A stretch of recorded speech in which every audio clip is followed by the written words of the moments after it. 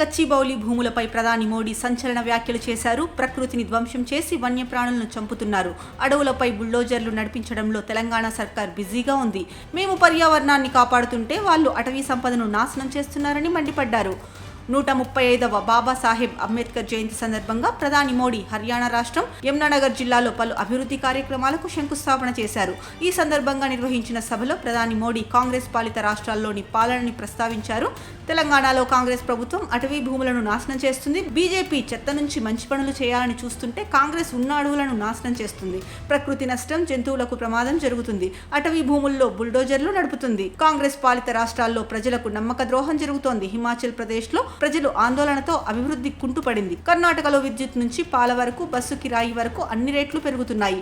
కర్ణాటక ప్రభుత్వం రేట్లు, పన్నులు పెంచింది. కాంగ్రెస్ కర్ణాటక ప్రభుత్వాన్ని అవినీతిలో నెంబర్ 1 చేసింది.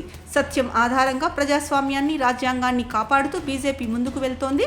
వికసిత్ భారత్ కోసం బీజేపీ పని చేస్తోందని ప్రధాని మోడీ పునరుద్ఘాటించారు.